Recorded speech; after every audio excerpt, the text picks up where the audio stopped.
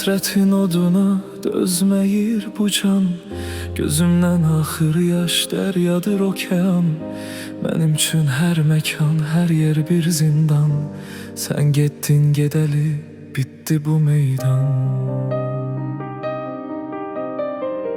Geceler uzanır, yuxular ağar. Könlümə min yara, min gəmi bağlar. Ümidim tükənir, hər dərdim çağlar.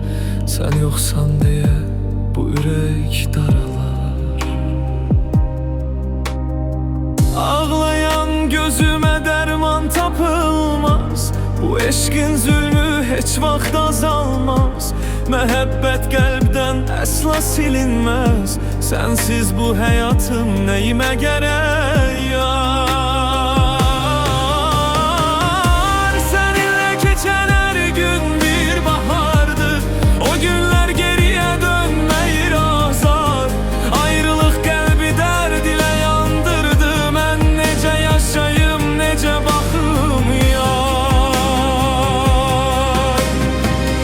Deyirlər unut, keçər zamanla dərdim. Mən necə unudum, sən mənim yarımsan.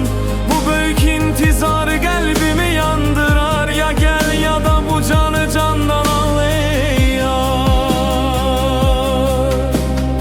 Sensiz bu ömrüm bir qışa dönüp, ümidlər solub, gülüşüm sönüp. Geceler uzanır, sabahlar donub. Adını çəkəndə qəlbim qan olur.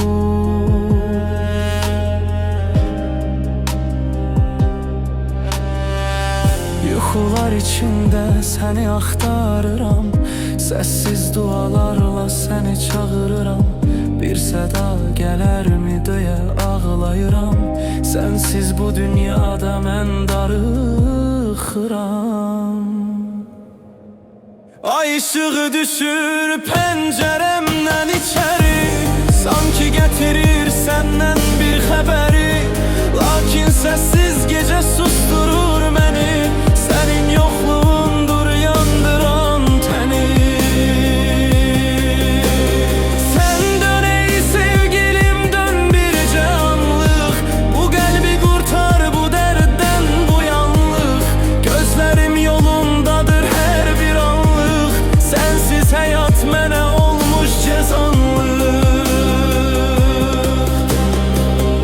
Əgər bu tale yazı belə olacaqsa, bu ürək sensiz də yaşamaqsa, qoy Tanrı eşqimi görüb ağlasa. Səni mənə yazsın axirətə dünyasa.